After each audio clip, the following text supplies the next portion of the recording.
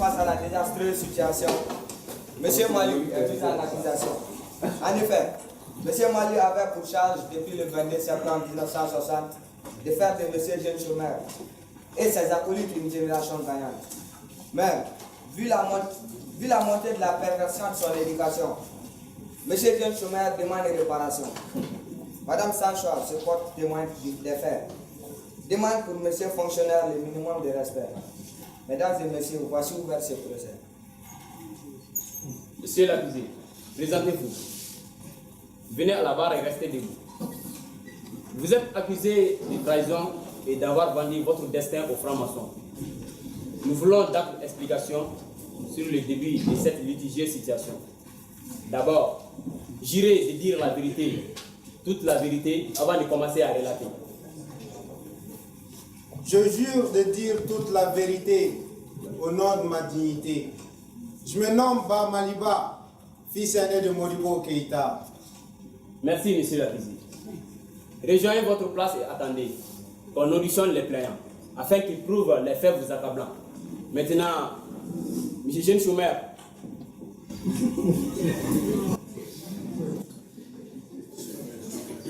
Soyez précis, nous travaillons avec l'heure. Je jure de dire la vérité, toute la vérité, rien que la vérité. Je me nomme Monsieur Jeune Chômeur. Connaître Monsieur Mali a été mon malheur. Je suis né sans savoir, comme tout ce monde, que je devais forcément appartenir à cette ronde. Vert, jaune, rouge. Ces couleurs qui faisaient que mon cœur bouge. J'aime ce monsieur profondément, plus que Dieu, plus que mes parents. Je lui ai voué tout mon amour, parce que je lui faisais confiance de jour en jour. Et mes parents m'ont laissé à tort. Dans son école, pour m'offrir un meilleur sort, je suis allé, j'ai appris, j'ai lu, j'ai écrit, j'ai compté. Non pas dans la langue de ma mère, dans une autre qu'on nomme des Molières. Objection, monsieur le président. Je note un privé à mon client. Comment peut-on reprocher sans ingratitude à un homme de te faire découvrir les chemins des études? Objection accordée, mais sachez que l'air est compté. Monsieur le président, je vous remercie. Mais ce qui me soucie est le fait que monsieur Jeune Chômeur fait de l'apprentissage un cas de malheur. Mais forcément, madame du diable, un enseignement digne et fiable est celui qui s'inscrit dans la dynamique de faire de nous des hommes critiques. Comment voulez-vous que je puisse m'épanouir entre des mots qui ne font que m'évanouir? Laissez-nous avancer, madame l'avocate. Monsieur Jeune Chômeur, continue, le temps nous gratte. Je vous remercie, monsieur le président. Je disais tantôt que ce monsieur a trahi ma confiance. Je lui reproche d'avoir fait de ma naissance un instrument pour augmenter le taux de la délinquance. Pire, que je n'ai pas ma part dans ses finances. Alors, au nom de la génération que je représente, je viens réclamer réparation pour la génération perdante. Regardez un peu le taux d'alcoolémie. Pour une bouteille, on brille les étapes de la vie. Regardez un peu les chômeurs à remplir les riz. On dirait les nuls en période de cri. Perchez sur nos motos Jakarta à la recherche de ces cafétérias pour boire une tasse de café ou s'associer pour prendre du thé. Et on fait de nous des délinquants.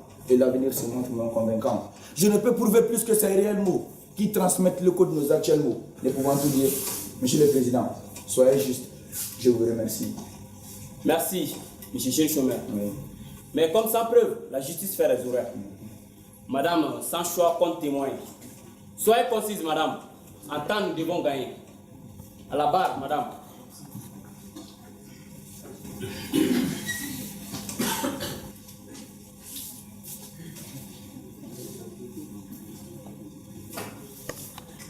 Jurez de dire la vérité, toute la vérité, rien que la vérité. Je jure de dire toute la vérité. Et ma main droite crie égalité. On m'a dit que le foyer est le noyau de la communauté. J'y ai cru et je m'en suis vouée à conduire ma mission avec dignité, contrainte d'abandonner l'école pour signer avec un homme un éternel protocole.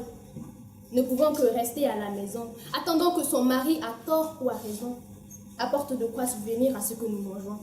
Mais hélas, il travaille pour de maudiques sommes. Ne pouvant plus assurer son rôle d'homme, son autorité se dissipe comme des atomes.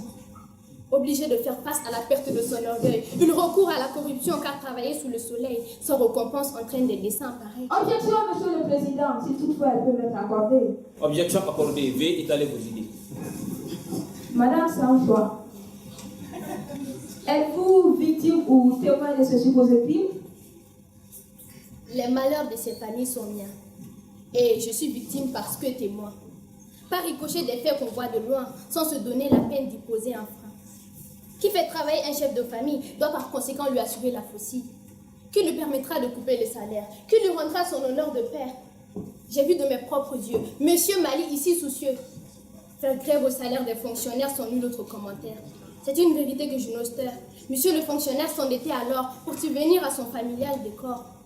Le boutiquier, ayant la suprématie morale, décide d'empiéter la pudeur familiale.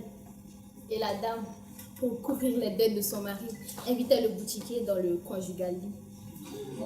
C'est fini, dit, sans que je ne déconne, la main qui reçoit subit des... Madame Sachoua, contrôlez ce qui sort de votre voix. Vous pourriez continuer à condition que votre langage soit sali.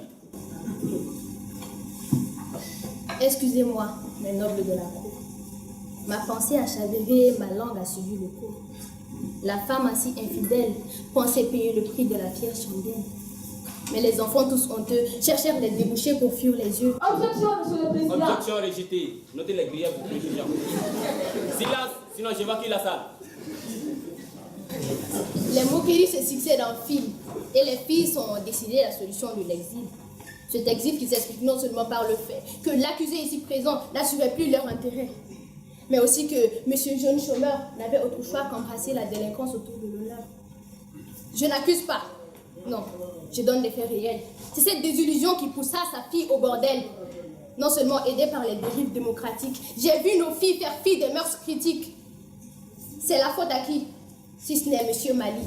Ce que j'affirme ici s'abreuve dans la teneur de ces palpables preuves. J'en ai fini de ce qui est de mon témoignage, mais ne pensez surtout pas que j'ai vomi le venin d'une rage. Merci. Mais retenez que témoigner n'est pas rage. C'est dire ce qui a été vu avec la bouche du sage. Maintenant, monsieur Mali à la barre. Et évitez que votre précision nous égare. Silence, sinon je vais faire la salle. Je suis né le 22 septembre 1960. Modibo, mon père, m'a fait une nation gagnante. Séparé de mes frères par la politique française, je devais me préparer à lutter contre ces braises. À même au fond de la dépendance, je me devais d'honorer cette confiance. Un peuple, un but, une foi.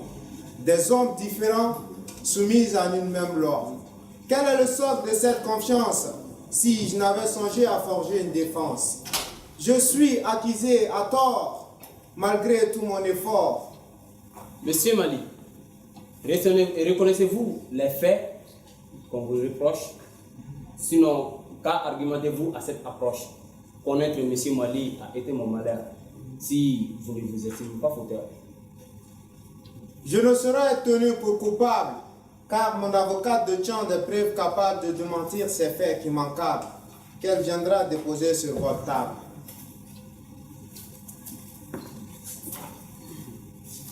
Messieurs les jurés, à peine de laver de la souillure du colon que je me vois imposer les dictons.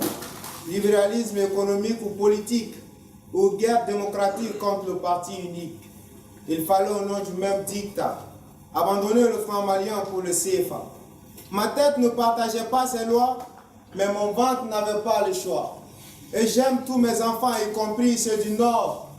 Mais cet amour l'exonère encore. Merci. Madame Didiab, Oui? votre défense s'arrête-t-elle à ce seul dit? Non.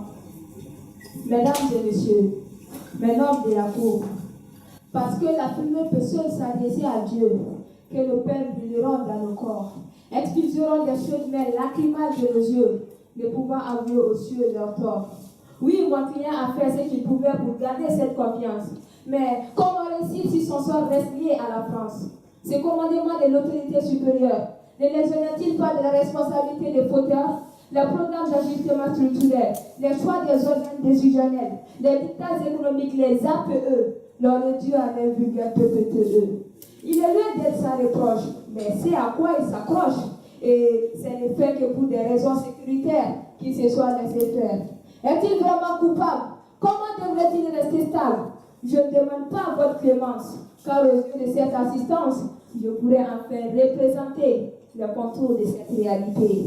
Mon client Mali souffre, seul au fond de son gouffre, à tous ces payants qui le reprochent de les avoir trahis. Je dirais que jamais mon client ne les a bannis. et que la pire des souffrances est de rester vivre sous tutelle de la France. Et pour ce qui est de Kidal, retenez que ça rime avec Serval. J'en ai fini avec ma plaidoirie. Maintenant, la cour, je vous remercie. Merci. Après les différentes auditions et preuves dans laquelle la teneur d'un jugement s'abreuve, ne pouvant que dire vrai ou non de la loi et de Dieu, ce procès s'achève sur un non-lieu. Même si l'unanimité n'a pas été faite, cette affaire restera une perpétuelle quête. Mesdames et messieurs, je vous remercie. L'audience est